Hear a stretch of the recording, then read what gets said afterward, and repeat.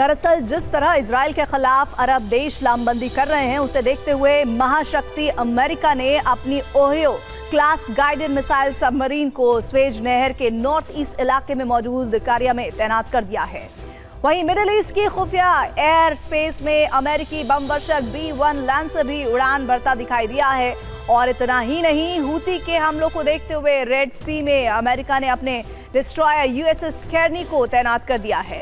लाल सागर में बाइडेन ने USS Roosevelt को भी वॉर रेडीनेस मोड पर तैनात किया है। ये US नेवी का घातक डिस्ट्रॉयर है।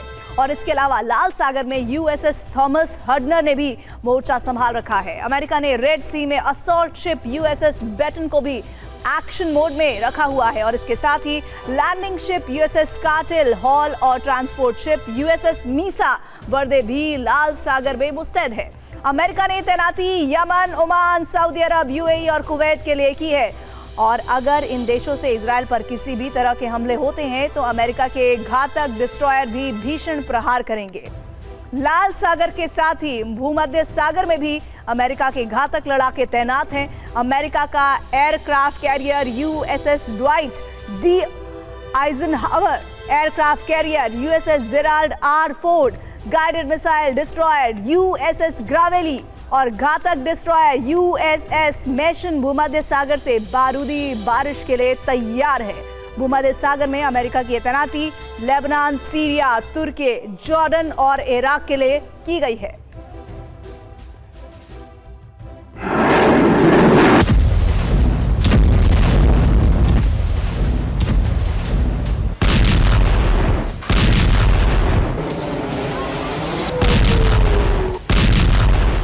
क्या इजराइल ने खोज लिया हमास के विनाश का हथियार?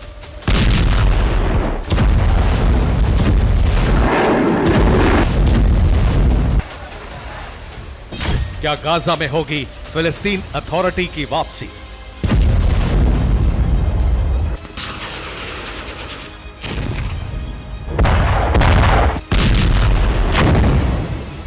क्या अमेरिका ने निकाल लिया गाजा का समाधान? गाजा में इजराइल के पूरे ऑपरेशन का मकसद है हमास का विनाश।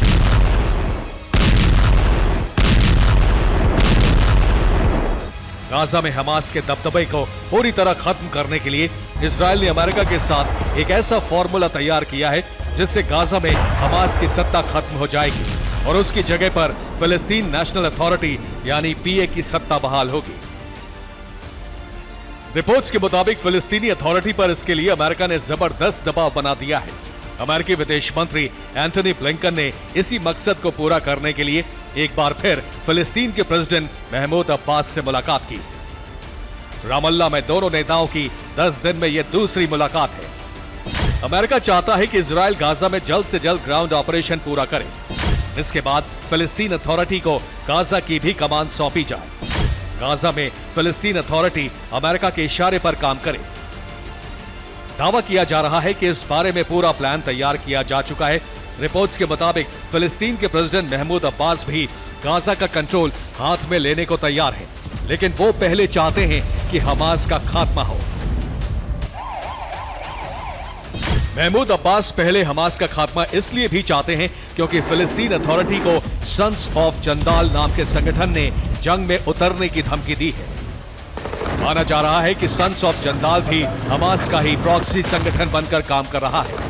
माना जा रहा है कि फिलिस्तीन अथॉरिटी को गाजा की कमान सौंपने के प्लान के पीछे इजराइल की ही पुरानी रणनीति है। इजराइल ने इस रणनीति पर 1970 के दशक में ही काम शुरू कर दिया था। पहले इजराइल ने फिलिस्तीन अथॉरिटी को गाजा पट्टी से खत्म किया था। फिलिस्तीन अथॉरिटी का प्रभाव कम करने के लिए हमास को उभरने दिया। जानकारों का मानना है कि हमास की बढ़ती ताकत को कुचलने के लिए अब इजराइल हमास को खत्म कर फिलिस्तीन अथॉरिटी को दोबारा मजबूत कर सकता है। Bureau report TV9 Bharat.